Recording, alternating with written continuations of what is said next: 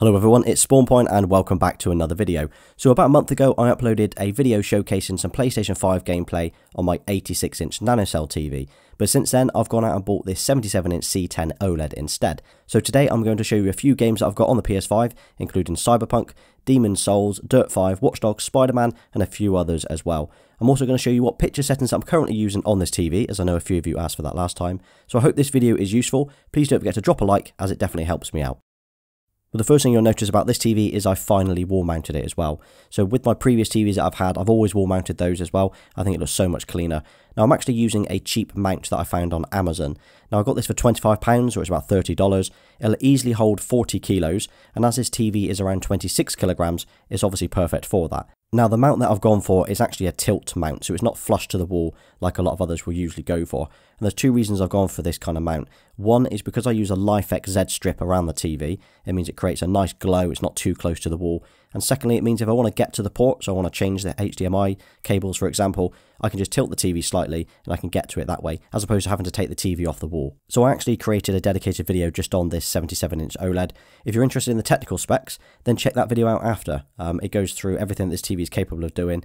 But to give you an idea, it's 4K, it's HDMI 2.1, it's 120Hz, it supports VRR, it ticks all the boxes in relation to next-gen gaming. So if you're looking for a new TV to play your PlayStation 5 or your Xbox Series X, this is definitely the one to go for. But what I'll do today is I'll show you some gameplay on the PlayStation 5, and hopefully I'll let that do the talking.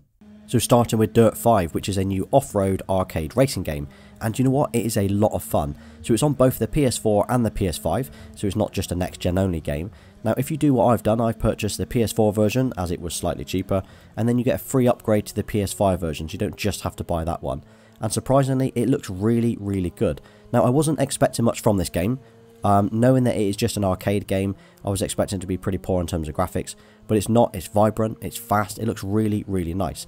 And it also makes use of the adaptive triggers as well, so it's really, really good. So as you're driving through the snow, the gravel and the ice and so on, you can really feel the accelerator pedal and the brake pedal change resistance as well. So I've been really, really impressed with this game. So there's the main career or the campaign, where you can just race hundreds and hundreds of tracks, which I've nearly finished now, so I'm up to chapter 5 already. And then you've got the online multiplayer as well.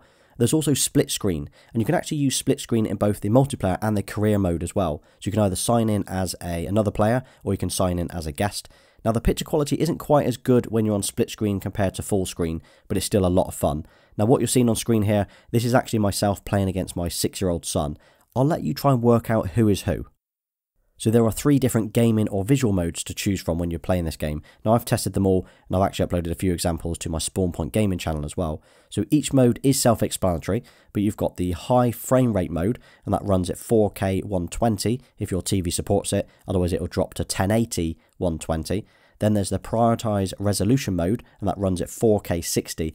Now this looks really good, but I have actually found that although it's prioritizing the resolution, it's definitely dropping frames, and it's a little bit kind of juddery in comparison to the other option. And then finally you've got image quality mode, and this also runs at 4K 60, and it looks really, really good. Now for me, as my TV and console both support it, I am running at the high frame rate option, which is 4K 120. And it looks awesome, so it's definitely the best option. It runs really, really smooth. So if your TV can support this, this is definitely the option that you want to go for.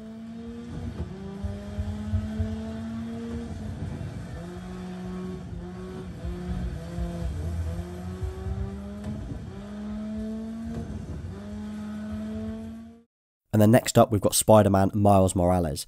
Now, this is one of the first games I played on the PlayStation 5. So if you've played the original one on the PlayStation 4, you will love this one too. So there are 2 resolution modes to choose from again with this game. You've got the fidelity option and you've got the performance mode.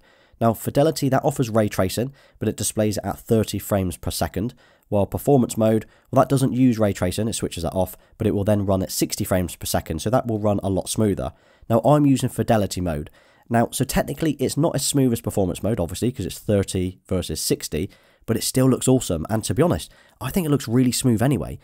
Whichever mode that you choose, you will be happy with it. The gameplay, the cutscenes, it all looks really, really nice and really, really impressive. So you play as Miles Morales, and you'll swing around New York City, fighting crime and upskilling your abilities as you go. Again, if you have played the first one, definitely give this one a go. It's quite a short story, it's only about 8 to 10 hours, but visually it looks awesome. The mechanics, the gameplay, the cutscenes, the lot, everything looks absolutely incredible, so definitely give this one a go.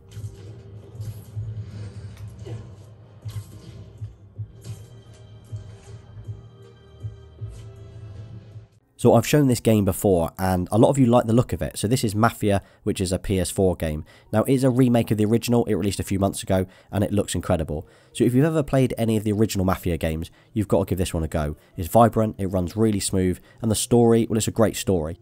Now, I've always had a soft spot for any Mafia type game, and the free roam on this game is a lot of fun. So if you follow me on PSN, you'll know that I've already platinumed this game, as it's that good. So you'll spend about 20 to 30 hours doing the main story, and if you want to go off and find all the collectibles, like the foxes and the magazines, you can easily spend another 20 to 30 hours just driving around in the free roam, which is absolutely awesome. So you can pick this up as part of the definitive edition, which is what I went for, and that gives you Mafia 1, 2 and 3. So I'm yet to replay the other two, but I will definitely start those later this year.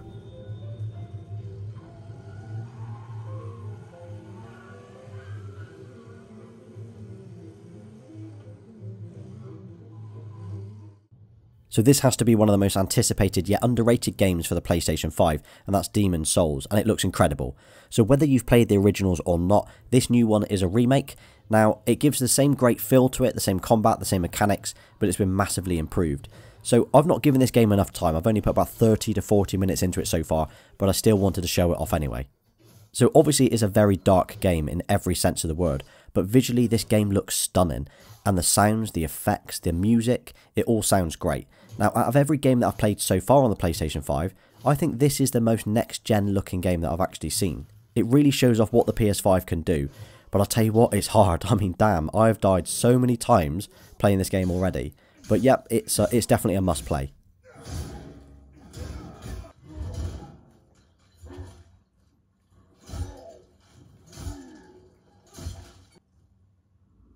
So next up we've got Watch Dogs Legion. So this is the third installment of the Watch Dogs series, if you didn't know that already. So it's set in a fictional future version of London here in the UK, and visually it looks great. It runs really smooth, it's vibrant, the graphics are actually pretty decent as well. Now I'm not sure what frame rate it's running at, I didn't check, but it is definitely very smooth. So I've really enjoyed playing this game, and the open world aspect of it is great as well. Some of the missions are a little bit repetitive, and the Cockney accents for almost every character or NPC is a little bit much. It feels a little bit overkill, but it's still nice. The setting, the streets, the cars, the day and night scenes are great, and having the ability to recruit or play as other characters is different, but it's good as well. I have actually enjoyed playing it this way.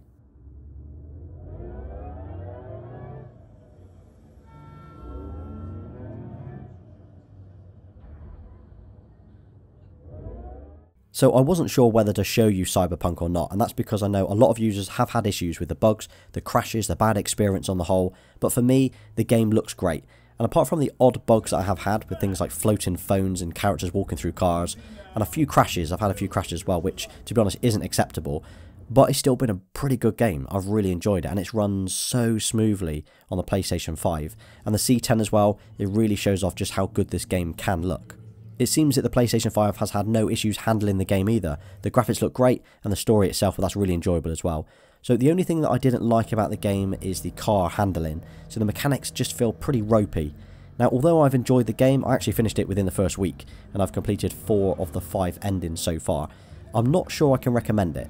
I mean, the game is great, but the bugs, the crashes, and the overall negative feedback that's out there, I'd probably hold off until we see a PlayStation 5 version later this year.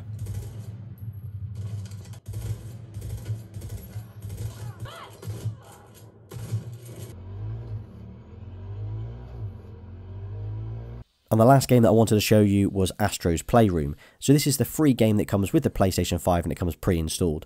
So this game, which is an easy platinum, if you're into that, it gives you an awesome insight into the PlayStation 5 controller. And I've said this before, so if you've not played this game yet, you really should. And if you get a PlayStation 5, this is definitely the first game that you should play before anything else.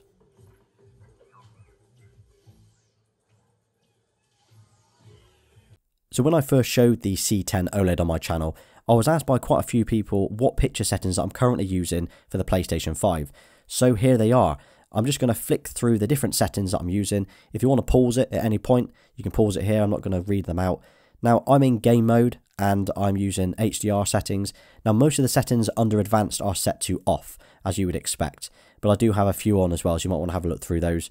Now, as for the colour mode, I'm using Warm 1. Now, I know a lot of you use Warm 2, but to myself, it's just a little bit too warm. It's a little bit too yellow, so I like the Warm 1 option.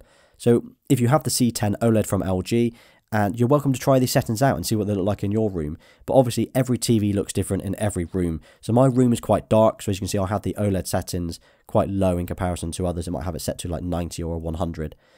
But yeah, these are the settings that I'm currently using. And one thing I wanted to mention was about using discs on the PlayStation 5. So I usually only buy my games digitally, and that's because I prefer the convenience of swapping games without having to get up and swap the discs. Plus, I don't really resell my games, so the cost isn't an issue. The convenience outweighs the cost for me. But I did get Dirt 5 on disc, and the one thing that I don't like is the sound that the disc drive makes. Now, it seems to be as soon as you turn the console on, if you've got a disc in there, the disc drive will spin, and it's really loud. It kind of reminds me of the PlayStation 4.